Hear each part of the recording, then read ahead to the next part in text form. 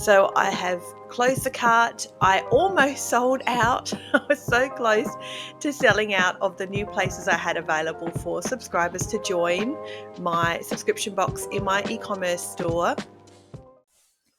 Hey, welcome to Aussie Online Growing on Shopify. This is episode 124, and I want to share with you today my 20% conversion rate that I recently got from my subscription box launch. I've done a couple of episodes about this topic now over the last probably several months leading up to the launch of my subscription box, and I did an episode about how I was building my waitlist towards my launch, and I was using, or I did use primarily ads on Facebook and Instagram to build the wait list to then open the cart to my subscription box. So this episode is the results of how all of that panned out. My cart just closed 3 days ago for my subscription box launch. So I have closed the cart. I almost sold out. I was so close to selling out of the new places I had available for subscribers to join my subscription box in my e-commerce store. From the outset, I want you to keep an open mind about what I want to run through. I've got some stats to share with you about how the launch went, primarily around the cost of the ads and how the results panned out from my ads, because they were expensive. Like ads are expensive. If you run ads now on Facebook and Instagram, particularly if you did a few years ago and you do now, you will not definitely know how much more expensive the platform is in general. But I also want to share with you or speak to those people who are listening who have mostly only got experience in growing organically or using SEO and Google or even Google Ads, and primarily building based off of organic efforts and SEO and kind of that more cost-effective but long-term strategy, is that you may find some of these stats a little hard to swallow. But I want you to really be open, keep an open mind, because this is the reality of advertising online in 2025. The market is crowded. Advertisers are everywhere.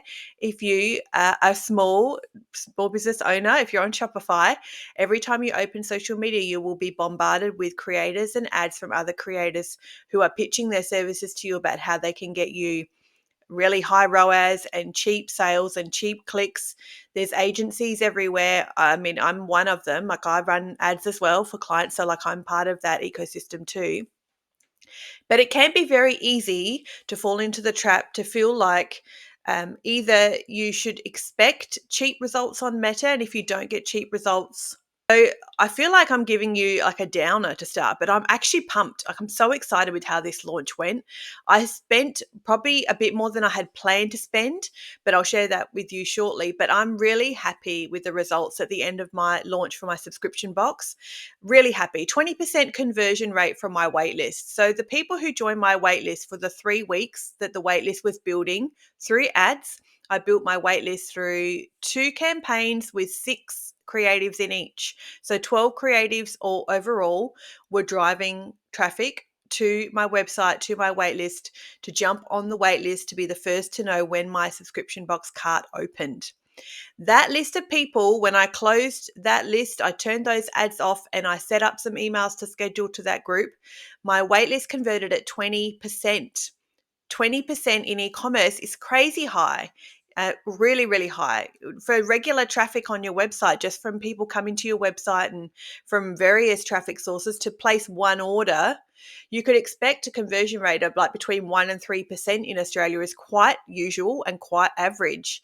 So to get a subscriber, these are subscription box customers too. These people have committed to reoccurring revenue with me, to a subscription box, to a box every month, to being charged every month until they cancel. Of course, they can cancel anytime. And the last time I did a launch in August, I had a higher than usual amount cancel after the first month. So I'm perfectly aware that many of these subscribers will cancel after a month or two because that's what happens. But nevertheless, I got subscribers to sign up at a conversion rate of 20%, brand new subscription box customers into my e-commerce store. I'm really thrilled with that. I'm happy as that as a headline stat.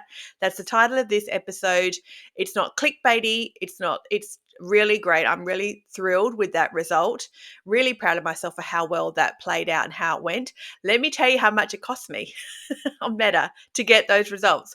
So these people were joining my waitlist, and then I converted them via email. But I built the waitlist through ads, and my budget was about $400 for ads. I think in the end, I ended up spending $350 across the waitlist period. So $350 on Meta to build this waitlist that converted at 20%. I could have stopped there. I could have stopped there and just left the ad spend on Meta, because if I'd done that, my cost per new subscriber would be a lot lower. That was my original plan.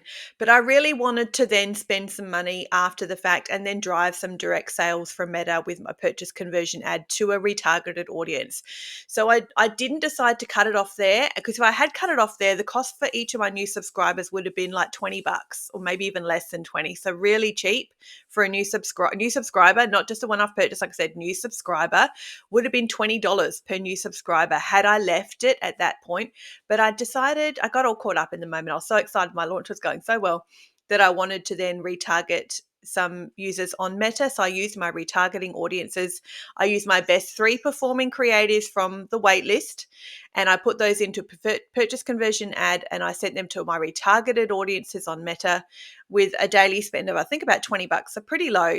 And that's kind of how the last subscribers dripped in for over the next 7 days. I then, of course, was emailing my customers in general and all of my engaged segment on Klaviyo. I went live 3 times on Facebook and YouTube about the launch. I had planned to try and go live more, but I couldn't do it. I find it hard to find the energy to go live more than once a week. I just really struggle with it. So I went live 3 times in the week. So I was pretty happy with that. Of course, I would like to have done it more. I have to kind of always, you always get into that mindset of like all the list of things you did wrong and wish you did differently. But fundamentally, it was a massive success. I'm super proud how the launch went.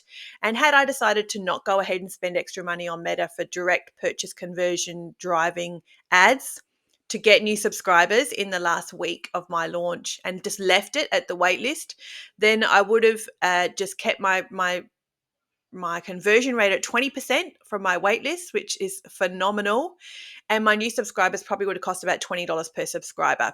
In the wash, how it kind of all landed in the end was I got a new subscriber for $31.20. And that's when I put like all my budget together for Meta. I spent nearly $800. So all my budget together, I got 25 new subscribers in that little window of time the cart was open, and they cost me $31.20 each. I'm really thrilled with that for a new subscriber. My subscribers stay, I've got work to do as far as retention goes, but my subscribers on average stay for 7 months. So that's a $300 value to that customer. So it cost me $31.20 to get this new subscriber.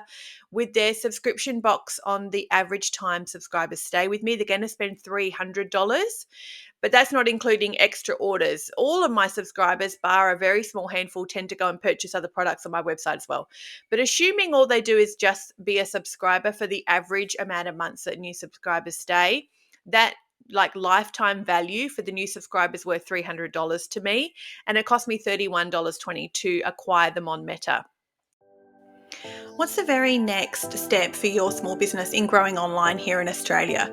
Often things like email marketing or Facebook ads are things that small businesses come up against often. They can be really costly to solve and really hard to find someone that you trust to look after those projects. I work with small online businesses here in Australia on those 2 very things. They dovetail together so well. They support each other so well. In my own e-commerce store in 2024, 36% of all of my revenue came directly from email marketing efforts.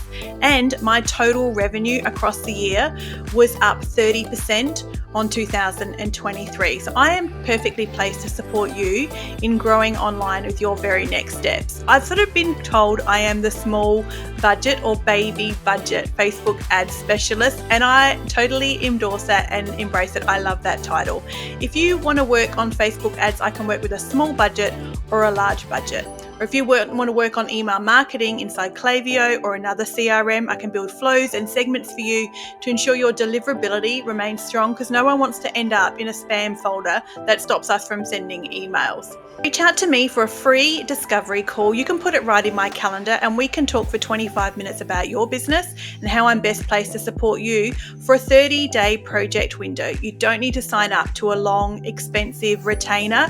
We can work together one-on-one just for a small period of time to begin with on a specific project to see how well we work together and see what results I can get you and your business next. Now back to the episode. Win-win all around, really happy with those metrics. But when I guess sometimes when those stats are great, but the cost behind that was about $800. And if you are a low spender on Meta, if you spend very small amounts on your ads or you don't spend at all, that can be a large amount to swallow, particularly if you're starting out and you're not really sure what the results are going to be at the other end. And I was pretty transparent with you guys when I talked about the launch and the traffic I was driving to the wait list for a few weeks. Was that it? This was an unknown factor. I hadn't done a launch for over 6 months. My launch 6 months ago did really well. I was wrapped with the results. I'm wrapped with the results this time as well, but they are pricier than they were last time.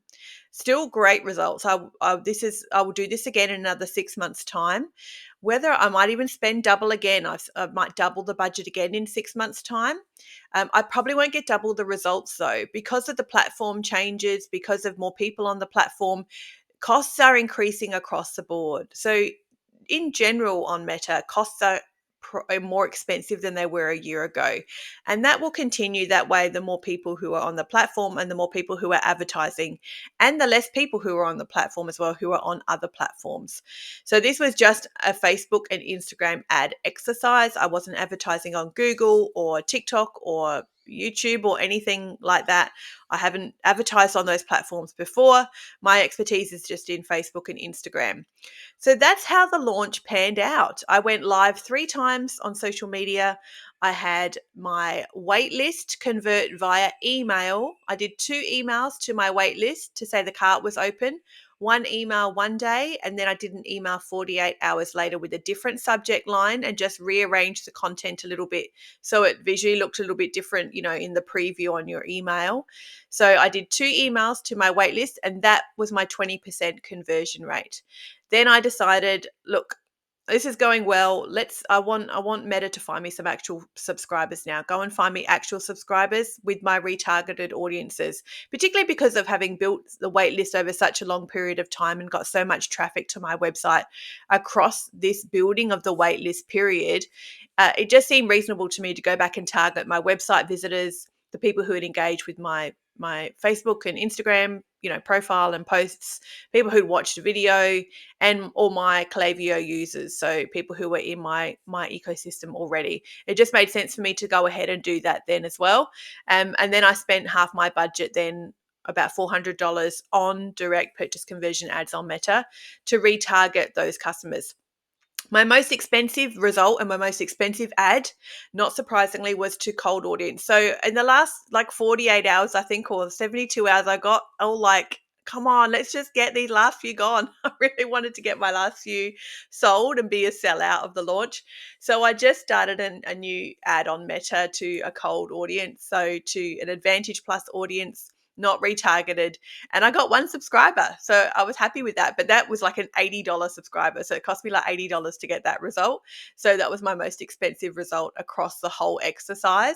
I probably could have done without spending the $80, but that's okay. If they stay for 7 months and spend $300, I'm still good. I'm still okay.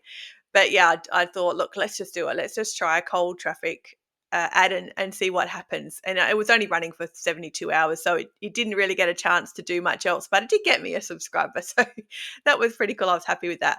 The other thing I'll mention is, I'm looking at my notes here, is that my audiences I used when I was building the waitlist was all Advantage Plus audience. So in building the waitlist for a few weeks, gradually with my 12 creatives across 2 campaigns, one campaign was purchase conversion, one was viewed content traffic. I only used Advantage Plus audience. So I let Meta find these people for me and continue to lean into that Advantage Plus audience on Meta. So I didn't set a targeted audience. I didn't do an interest target or anything. So my waitlist period was purely Advantage Plus audience targeting. My direct pushing to a sale once the cart was open to everybody, saying, hey, the cart's open, become a subscriber today. All of that traffic bar, the one campaign I just mentioned, that was all retargeted traffic. That was all my website visitors, my Klaviyo profiles, my Facebook engaged, my Instagram engaged, and my video views audience. All of that traffic to a purchase was those 5 retargeted audiences together in the one ad set. And that was my best 3 creatives that performed during the waitlist. I put inside that ad set to run that purchase conversion campaign to drive direct conversions to get new subscribers. And my best performing creative is a creative with a photo with me in it. Every time I've done a launch so far, I have not had me in a photo to use in an ad. But this time, because of a big subscription box, a creator in the US I follow, her name is Sarah, and she has a business called How to Start a Subscription Box, Sarah Williams. I love her. I watch everything she ever puts out. I joined her How to Start a Subscription Box program, I think about a year ago for a couple of months.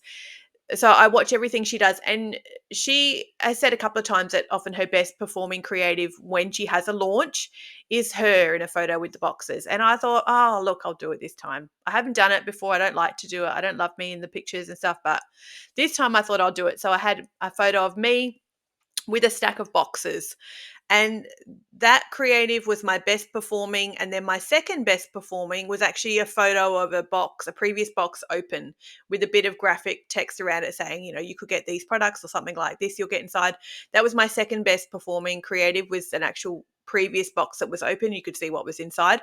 But my best performing, quite by far, unfortunately, I guess it's not unfortunately, but I guess I have to do it next time now. It was my best performing, was me in a photo with a stack of boxes next to me.